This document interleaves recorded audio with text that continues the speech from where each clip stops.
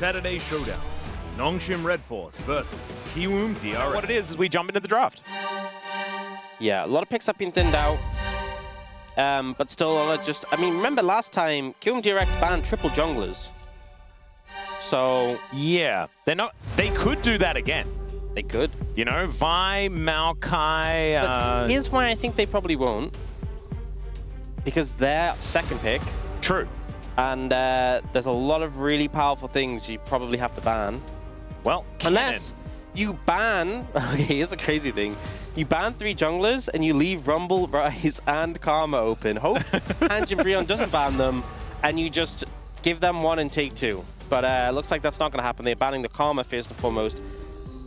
Kevin ban coming through with Na already gone.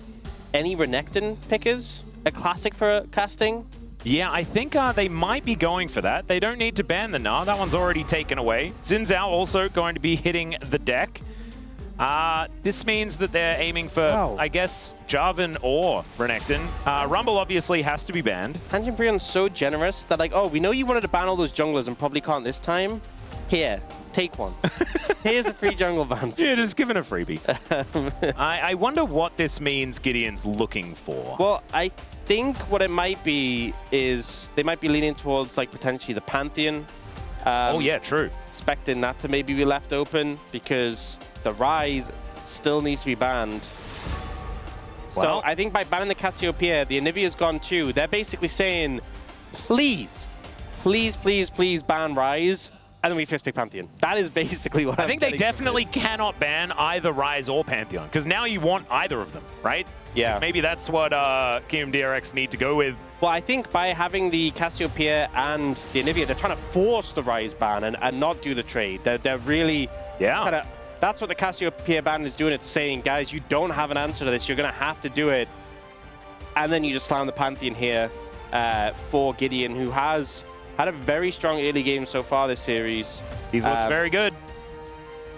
And I already wrote it in. I mean, Pantheon was the obvious pick up here. I want to know what Willa's answer is going to be. What have Kiwoom DRX cooked up for us? You know what? I'm going to say it. It's probably just Jarvan. Well, it's Renekton first. Yep. Is it Renekton the 4th? Maybe like, that's what we're looking for. You guys ban Kennen? I will just take the Renekton, and it is going to be Jarvan. Right. So it's not exactly the most inspired response to the Pantheon. We have just entered tier list territory. Yes. Yeah.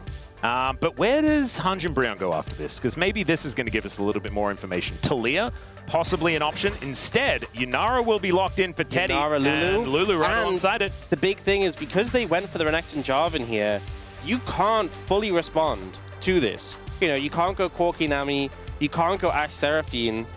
You can go Mel. You can go Mel. And I think it's better to pick a mid laner here than pick a bot laner because anything you take, there's a lot of strong duos, and anything you take, the other half will be banned away. That being said, they're probably just going to ban, you know, maybe like Nami Seraphine gets banned here by Hanjin Brion, so not really much you can do about that one. Yep, I think it's a really good idea. I think you need to do something about the potential Ashe Seraphine that could be coming in, but maybe Lazy Feel and Andal have cooked something up. They've got a bit of an option outside of the meta to go towards, as the Gwen is going to be banned, just continuing down the protect the Renekton line of thinking. But there is the Nami ban to come through first, and I imagine Seraphine is quick to come out afterwards.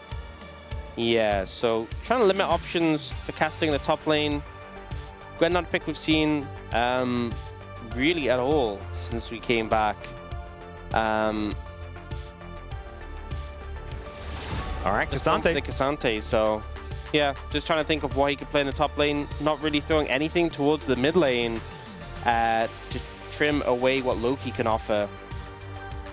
Yeah, Loki can kind of just play whatever he likes, but there are a few things that have been taken away fearlessly already, as well as the Rise and the Cassiopeia. So it's not like a massive amount of mid lane champions up and available. There's that Seraphine, the very obvious Seraphine ban. What a shock. How did I know? Yeah, you're a genius, Ox. That's why we pay you the big bucks over here at the LCK.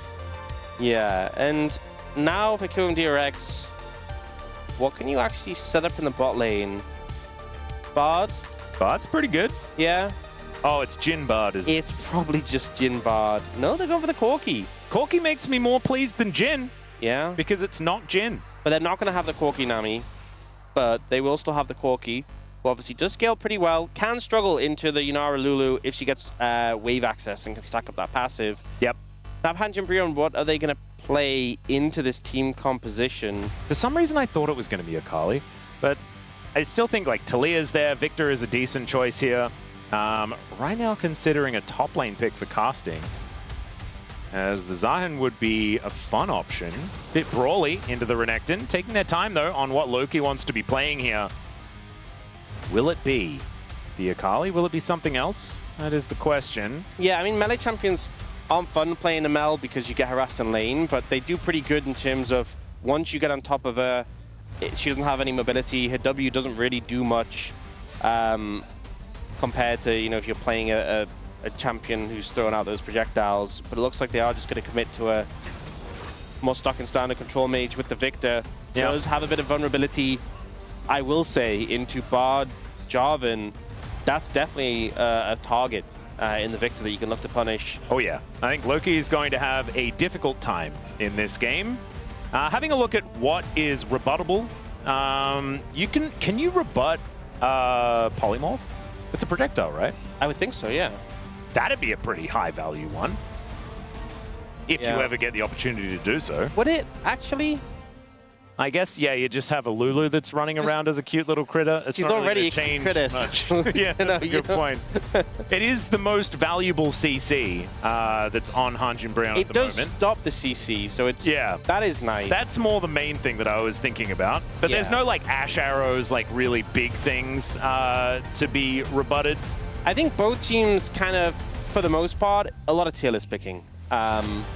I think there is some little exceptions in terms of like the Mel, but I think a lot of the pools have been thinned. Again, we haven't had game 3s apart from one other series. Oh, what about game 6s? It's gonna happen. I mean, I know I'm getting ahead of myself, but I'm just feeling it today. I think we're going home tomorrow. I think that's what it's gonna be like. There is potential. Yeah, these compositions are a bit of fun. I think we're also playing for some late game as well if you are Hanjin Brion. But there's a Victor on the other side. Sorry, there's a Victor alongside it. So there is a lot of late game here for the bros. So here we go.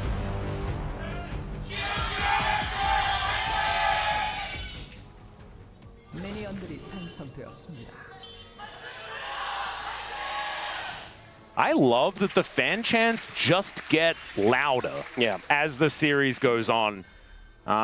Hysterical fans here at Shijik Lol Park today. Yeah, I like to rightly think, so. because there will be some fans who haven't been before, and they're just building that confidence. You know, it's like the first fan chant. Oh yeah, true. It's like they're a little like, oh, you know, oh yeah, this is how we do it. And then by the third one, they're like locked in. True.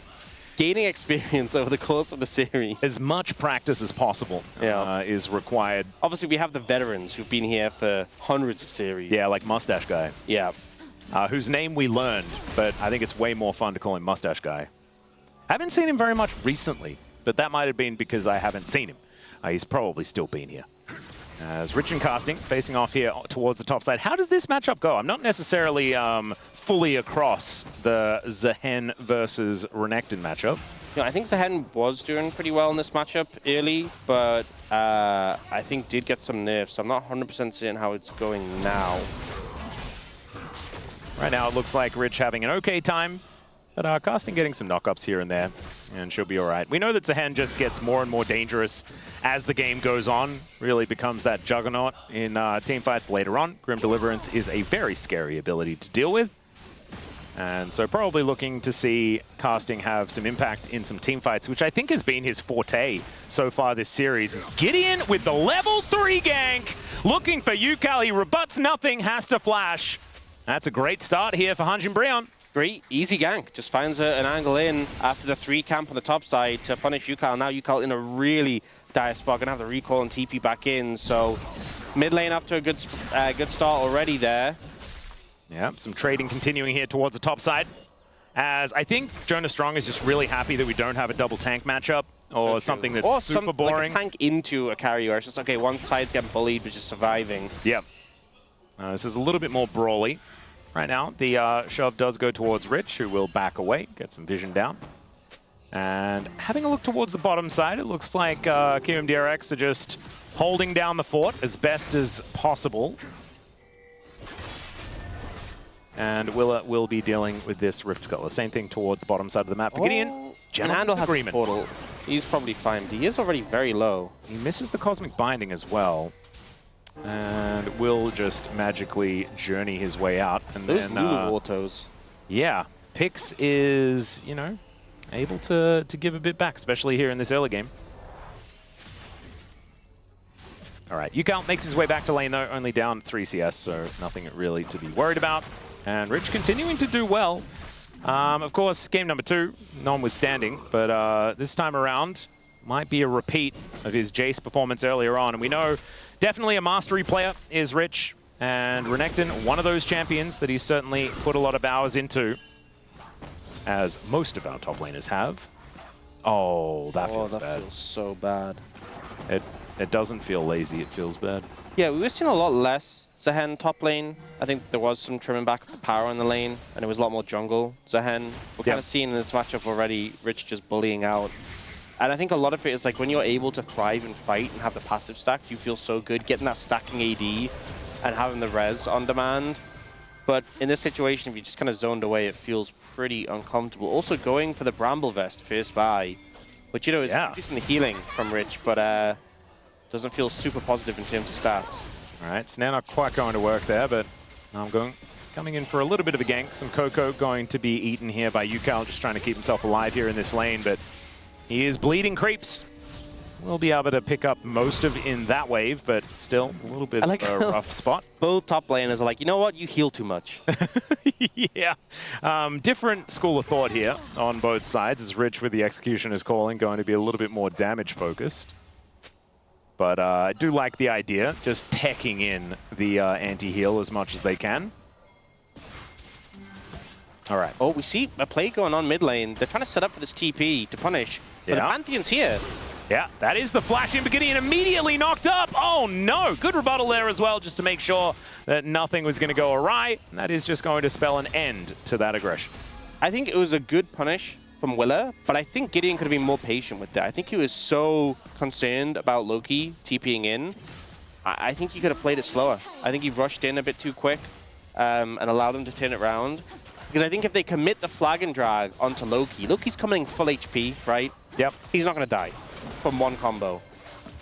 But if you come in after the flag and drag is committed, you have free access to that Mel. It is a guaranteed kill without that flash available. And then you just win the 2v2. So I think a bit rushed from my perspective. Yep. That being said, we need the game to stay as even as possible. As Loki, good sidestep there as he puts them in the gravity well. Still has to flash, though, to get out of the way of Yukal. As Andal possibly in trouble as well. Namgun comes up without very much blue stuff, so isn't going to be offering too many spells. Does have to heal, though, as Teddy flashed out already. Gideon now in that front line, and he's going to get stunned up. The Aegis, so incredibly powerful, though. Still, it's going to be first blood over to the Mel, but it's a one-for-one trade as the Arcane Storm comes down. Rebuttal trying to do something here as Lazyfield down to 100 health, and Namgun's able to lock down the kill onto the bard as he tries to magically journey his way out. Unfortunately, goes up instead. As Lazyfield, that phosphorus bomb, my goodness, Namgun, you have to get the heck out of there. Flashes immediately as Teddy dies.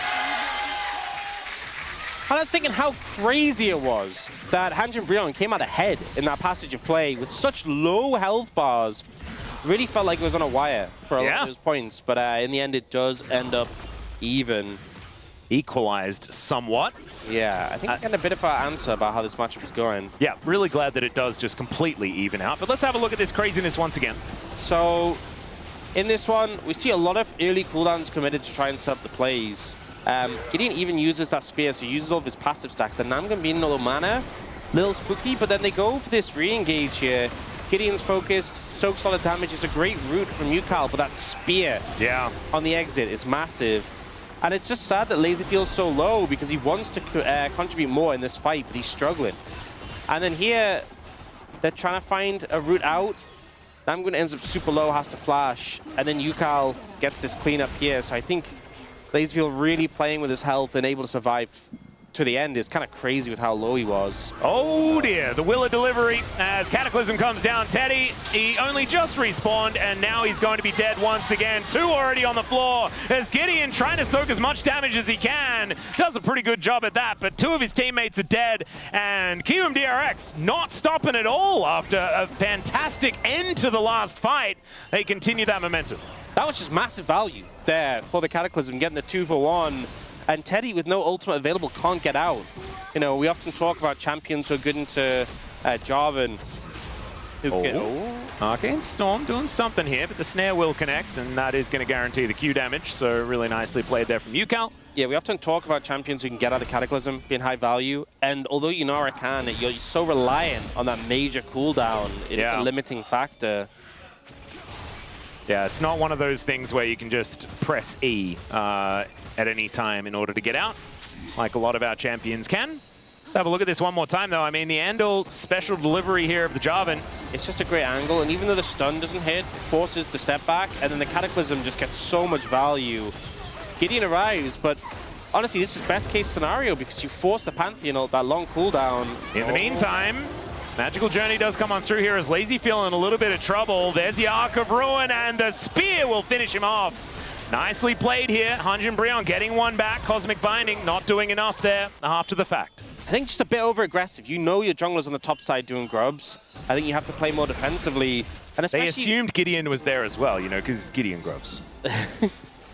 The typical assumption. Yeah. But I think when you're playing Corki Bard, you should be extremely hard to gank. You're only really going to die if you've opted into something, which Andal is trying to right now. Yeah. I'm looking at this, I'm feeling like he's somewhat killable. This is just the Bard vibes, to be fair. But Objective Secure is going to continue with Willa picking up this first dragon. That being said, 2 kills in pocket. Beginning, he does pick up that Sundered Sky, although I think Willa will get his shortly after. Yeah, it's a very scary Pantheon right now, but Teddy sitting at 0 and 2, even though he does have a few assists, it's not exactly how the Yunara wants to be right now, and Lazy Feel is moving towards that Trinity Force at breakneck speed. Does get a little bit of a ward over the wall here. That's immediately going to get taken down, but does get the information that Teddy was looking for a reset. And Casting will get the pullback onto Rich here. Turret is going to help out, but unable to hold him under there with the knock-up. As Casting still just trying to hold on in this lane. 24 CS behind at the moment. As Namgung, this is not where you're supposed to be. Skippy indeed, as he does get himself out of there. Control ward goes down. That will get a little bit of information. As Andal doesn't even get snared by the Slurkle. As Willa with his Sundered Sky does come on through now. And back to the top lane. That is the state of this. We've been seeing a lot of it. Indeed. Andal once again just botting about. Still a close game at this point. Bit of a lead for KRX right now, but I don't think we haven't really. Nothing backbreaking has happened just yet. And obviously it's 11 minutes into the game. And so based on what we saw from last game, there's like a good 17 more fights to happen. Oh yeah. And even then, if someone gets a massive lead, that won't mean anything at all. As Gideon looking to try and extend his, does find a little bit of a spear onto Andal, but nothing really going to come of it as they had backed away successfully. And Willa now looking for a little bit of an angle towards Loki, who's in a pretty awkward spot. Does just blast cone his way out. And that's going to give Ucal the opportunity to get himself his first plate here in this lane. Getting closer to the second one as well, as Ardent Sensor comes in for Namgung.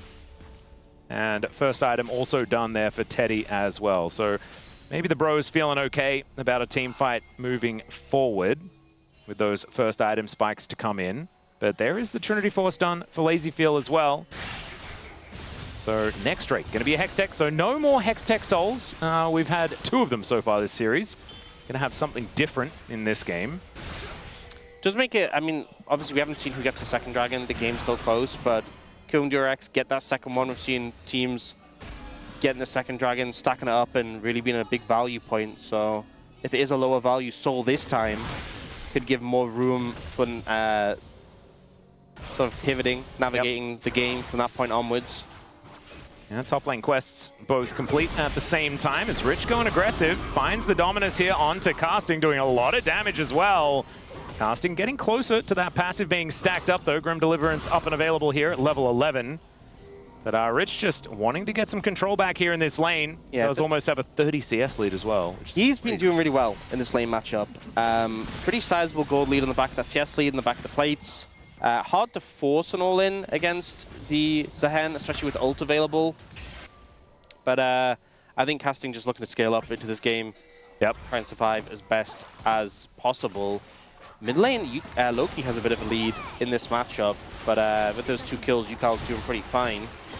Yeah, Yukal sort of benefiting off, you know, Teddy's misposition, but also just being able to get a bunch of those last hits. First Blood Gold also going his way as well, so can afford to be a little bit further behind.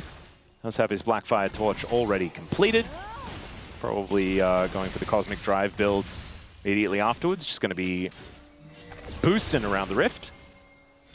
Team DRX still feeling like they're in control. The tempo vibes are with them, but they are not exactly the most clear at this point. It's definitely feeling like a Bro and Brew, though. Oh, yeah. This is such a Bro and Brew game. I really just, I mean... And I think we needed it after Game 2. Game 2 was very intense, which was great. Oh, Don't get me wrong, I loved it.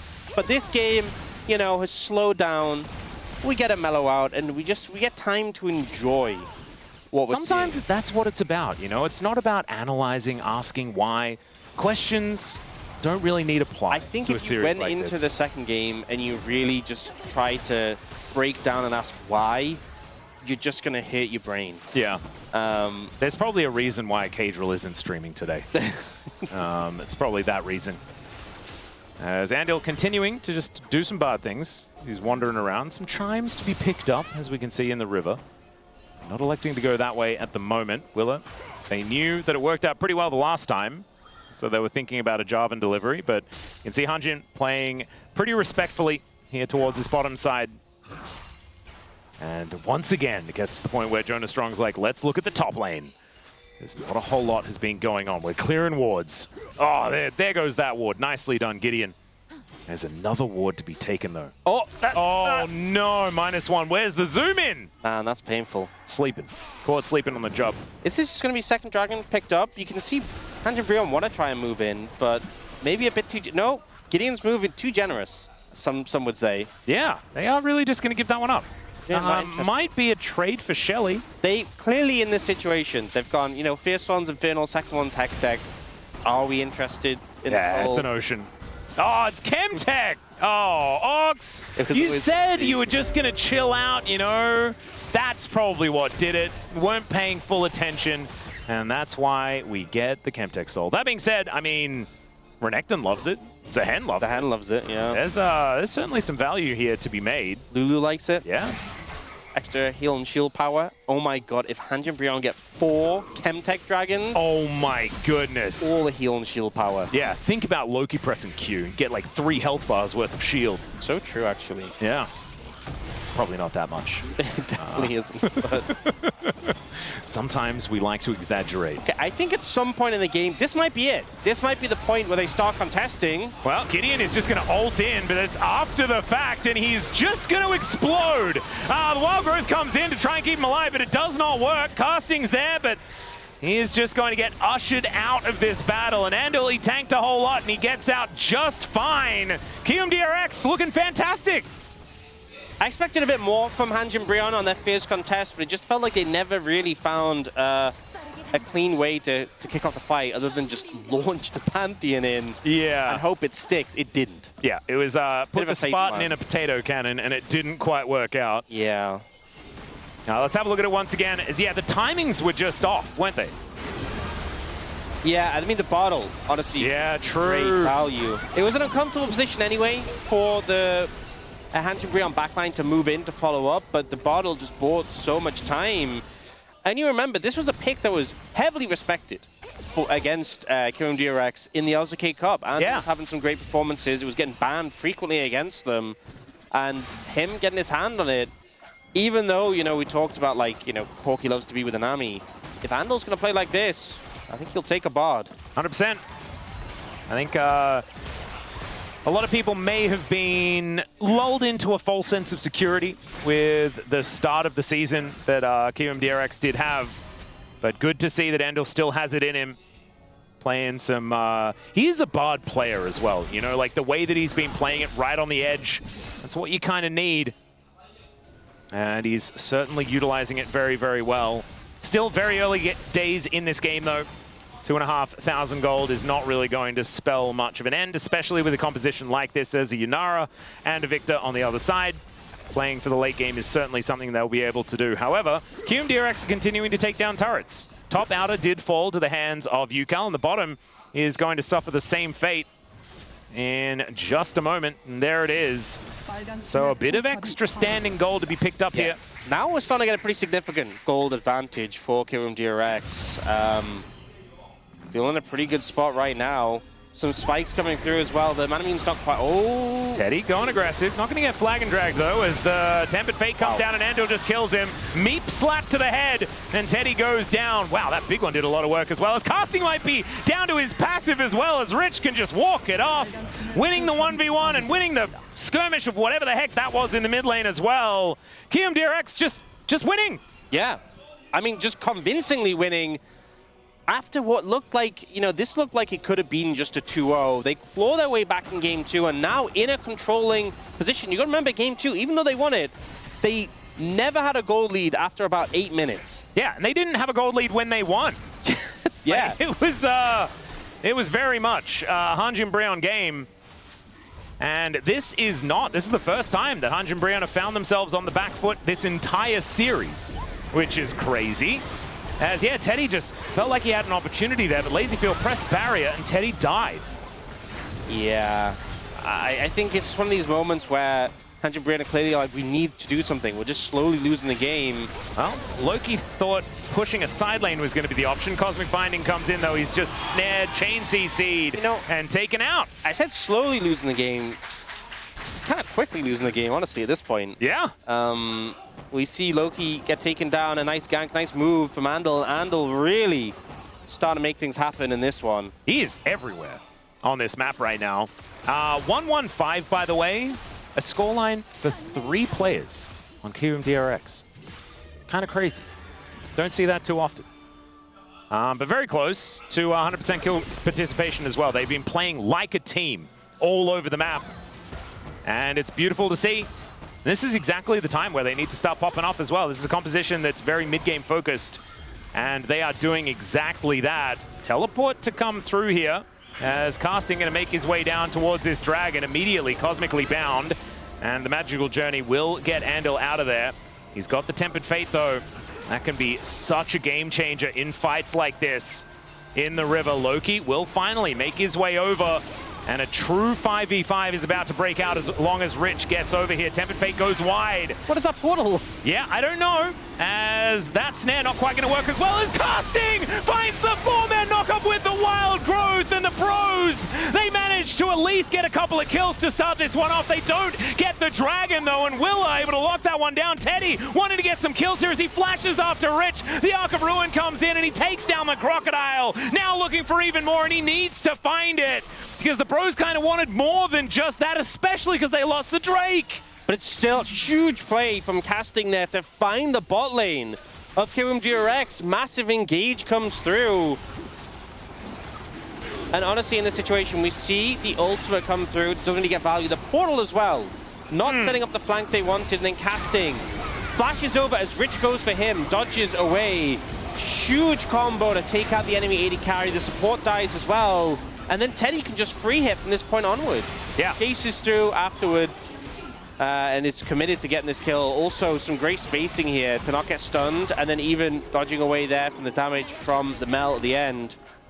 Yeah, really nicely done. Now moves up to 2, 3, and 4. He can count, and he can also do damage, as 2.5 items have come on through, very close to putting that Infinity Edge together. As Willow looking for an angle towards Casting, who also moved to 1-0-2.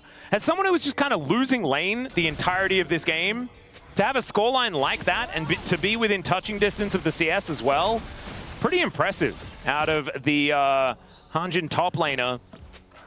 And so, well and truly, back into this game. 2,000 gold, absolutely nothing. Let's see what KRX can do. Ball is in their court, is what I would say. Got to make a move. Yeah. I think as well, just as time goes on, Teddy is going to become scary.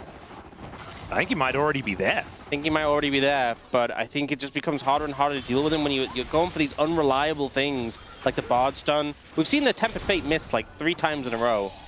And it is hard to hit, but... Yeah.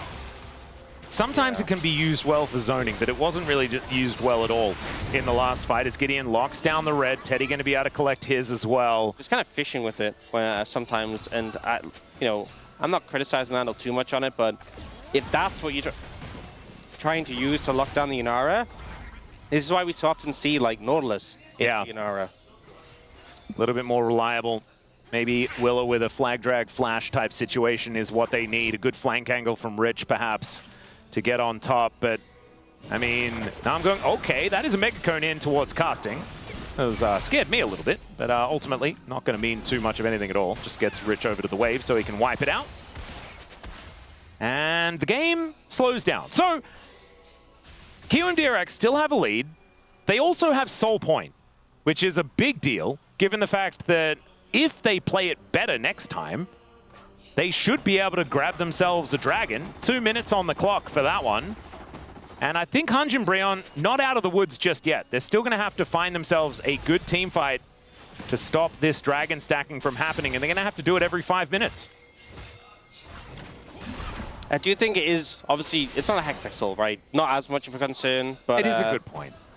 Still not something you want to... 3 health bars of shield, Orcs. Yeah. Wait, that was the victim. Oh, yeah, true. IE comes through for Teddy, though. That's a big spike to have going into this fight. A big one to have available. Yep. They have lost kind of control of the area around the dragon, though. Vision not really offered at all. We do have Loki moving pretty far up as well, and you can see they know exactly what's going on. Teleport behind him. Rich. We were talking about that flank angle. This is another opportunity as he does manage to lock him down. Dash cannon out from the Victor as he looks to try and create the space, but put into a circle and will be taken out. Rich collects him with the Cull the Meek. And KRX with 1 man down on the other side. The Baron spawned about 5 minutes ago, and they're looking for that as their opportunity. Down will go the ward, and I don't know whether Hunj and Breon can do anything about this, especially with casting in that bottom lane, not teleporting, not moving. I think Hunj and Breon know that this is gone. Yeah, they're just trying to take some towers in return. Yeah. Oh, Tempered Fate. Teddy gonna have to ult to get out. Though. So now no ult for the dragon. And the Baron is now gone as well, so they'll have push in every single lane. KRX really just, they stole the win away in game 2, and they have just ran with it. Yeah, absolutely. You even see Lazyfield finishing an item as well for big spike coming in. So Baron in pocket, Soul is up, but you burn Teddy's ultimate going into it. Loki down flash as well. Ooh. This is a great spot for KRX, and what can Bro do to respond is the question. They can give this dragon and then flip Elder. That's what they can. It's so true. It's the writing's on the wall. We know that that is how it's supposed to happen. Still, that gold lead has not changed.